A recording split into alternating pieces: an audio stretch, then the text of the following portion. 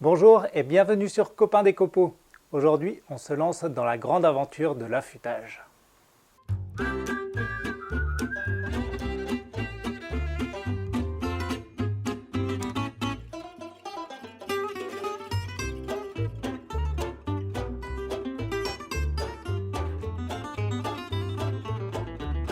Aujourd'hui, on va se concentrer sur l'affûtage des ciseaux à bois et par extension aux lames de rabot dont le tranchant est perpendiculaire au corps de la lame. Dans un premier temps, on va utiliser une méthode très simple et très économique à base de papier de verre qui va nous donner un tranchant tout à fait satisfaisant. Et dans un deuxième temps, on verra l'utilisation de pierres à eau qui là nous permettront d'avoir un tranchant exceptionnel. Pour commencer, on va avoir besoin d'une surface la plus plane possible. J'ai choisi une plaque de verre de 8 mm d'épaisseur que j'ai disposée sur un tapis antidérapant pour avoir une surface de travail bien stable. On peut également choisir une plaque en aluminium, une plaque de marbre, éventuellement la surface de la table de dégauchisseuse, n'importe quoi, pourvu que la surface soit extrêmement plane. Là-dessus, on va venir coller différentes feuilles de papier de verre, dont le grain commence à 80, ensuite 120, 300, 600, 1000 et éventuellement même 1500. Pour ça, on va utiliser soit du scotch double face, soit mieux de la colle repositionnable, de préférence repositionnable parce que ce sera plus facile à remplacer les feuilles de papier de verre quand elles seront usées. Je commence par vaporiser un petit peu de colle sur toute la surface. Pas besoin d'en mettre trop, c'est juste pour éviter que le papier ne dérape sur la vitre. On laisse sécher un petit peu.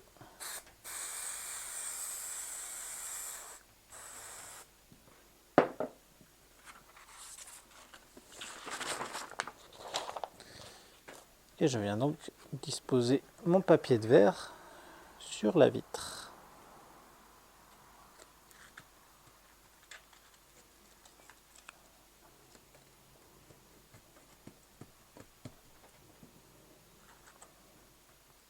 Et je fais bien évidemment attention à ce qu'il n'y ait pas de plis. Si les coins relèvent un petit peu, c'est absolument pas grave. Ils seront bien plaqués contre la surface de verre quand on aura fait un ou deux affûtages.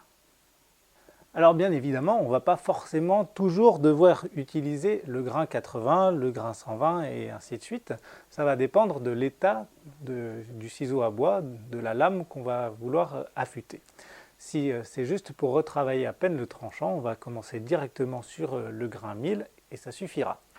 Par contre, je vais vous montrer le processus depuis le début pour de très vieux ciseaux à bois qui ont des petits crans dans le tranchant, dont le tranchant n'est plus du tout perpendiculaire au corps de la lame. Merci, cher assistant. Ou des lames vraiment de mauvaise qualité qui nécessitent beaucoup de préparation. On va donc commencer avec ce ciseau à bois qui a bien vécu sur le grain 80. Alors j'accuse mon assistant, mais c'est tout simplement un très vieux ciseau à bois de mauvaise qualité que j'utilise pour enlever la colle de mes assemblages. Vous pouvez voir que l'état de surface est absolument déplorable, que le tranchant n'est plus perpendiculaire au corps du ciseau à bois. Enfin bref, il y a beaucoup de travail à faire là-dessus. Et on va commencer par le dos du ciseau à bois, la surface qui est complètement plane, enfin plane normalement. On va passer cette surface sur le papier de verre en sécurisant bien le corps du ciseau à bois à l'aide de 2 ou 3 doigts comme ceci, de façon à absolument éviter que le ciseau à bois ne se lève de cette façon, ce qui aurait pour effet de créer un biseau ici qu'il faudrait ensuite enlever.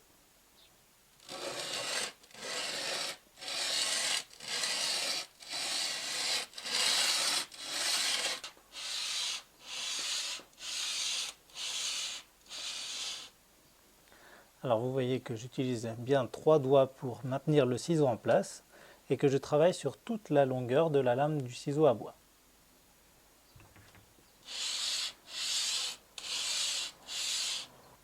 Voilà, l'état de surface est déjà bien meilleur, mais il me reste encore du travail ici, donc je continue.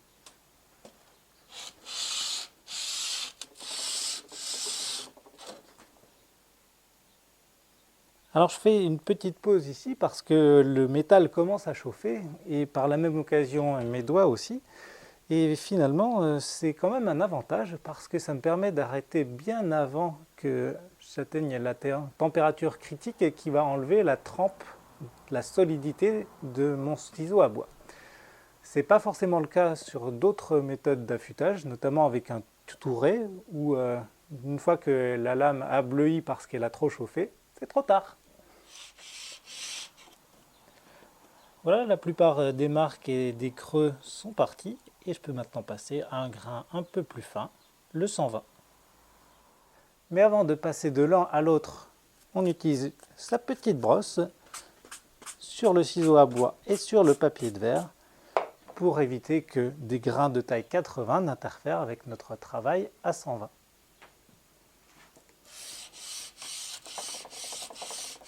Le mouvement est exactement le même que tout à l'heure. 3 doigts par-dessus. On fait attention à ne pas bouger le ciseau à bois dans ce sens-là. Et c'est reparti.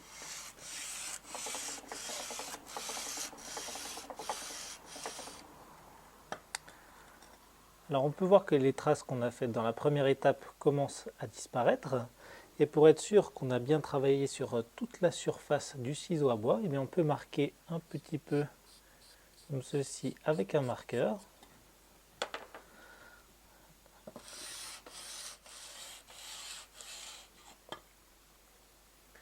Et quand toutes les traces auront disparu, ce qui n'est pas encore le cas ici, eh bien on pourrait être sûr que toute la surface aurait été travaillée. Avant de passer au grain suivant, on n'oublie pas d'épousseter tout ça, le papier de verre également. Et pour le grain 300, eh bien c'est même pas la peine de le coller sur la vitre, on le dispose simplement sur le grain précédent et ça va le tenir en place.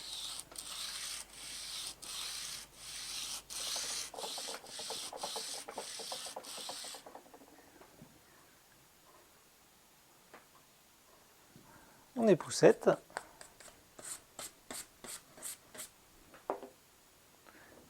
Et on passe au grain 600.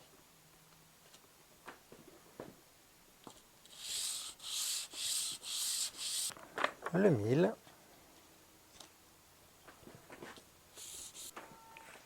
Et enfin le 1500. Et vous pouvez voir qu'on commence à bien pouvoir se regarder dedans. Voilà donc pour la première face. Et un tranchant, c'est l'intersection de deux surfaces parfaitement polies. Il nous en reste donc une deuxième, le biseau du ciseau à bois. On revient alors vers notre papier de verre 80 et on va appuyer sur l'extrémité du ciseau à bois comme ceci, de façon à ce que toute la surface du biseau entre en contact avec le papier de verre et qu'il ne nous reste plus qu'à faire des mouvements latéraux de cette façon pour l'usiner. Vous pouvez remarquer que j'appuie vraiment très fermement sur l'extrémité du ciseau à bois pour obtenir un angle constant durant toute l'opération.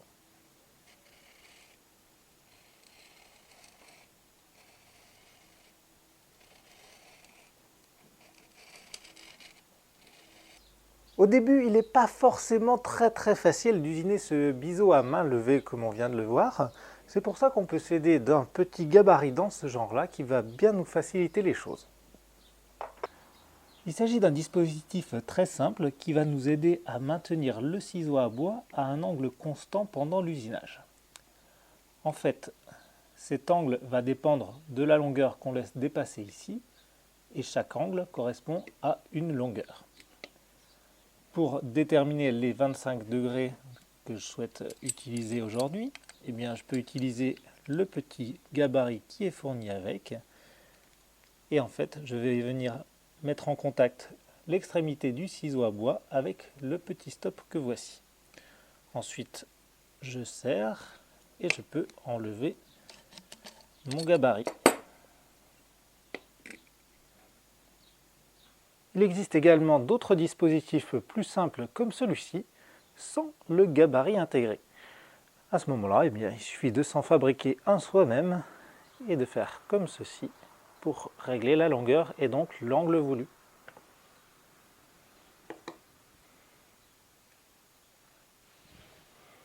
Et ensuite, c'est exactement le même principe que pour le dos du ciseau à bois. On enchaîne les grains de plus en plus fins.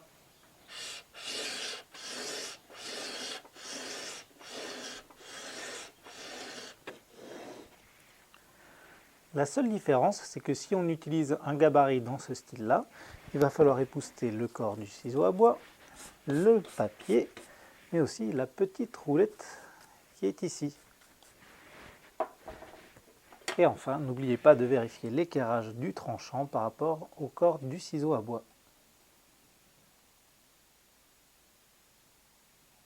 Alors c'est vraiment pas difficile, mais ça peut être un petit peu répétitif, donc n'hésitez pas à déléguer.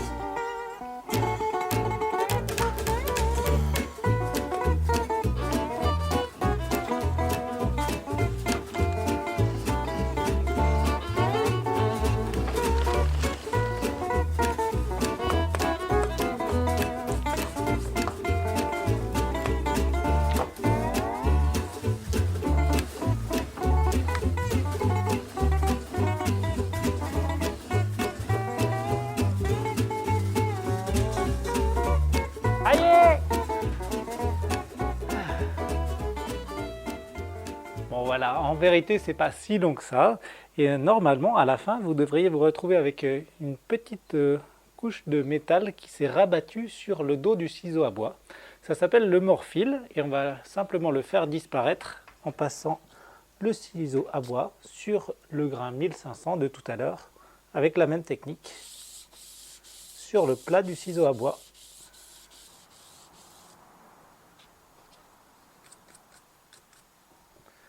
Et on va se retrouver avec un joli tranchant. Pour tester le tranchant, il y en a qui aiment se raser les avant-bras. Moi, je préfère prendre un morceau de bois tendre et essayer de découper un copeau en bois de boue.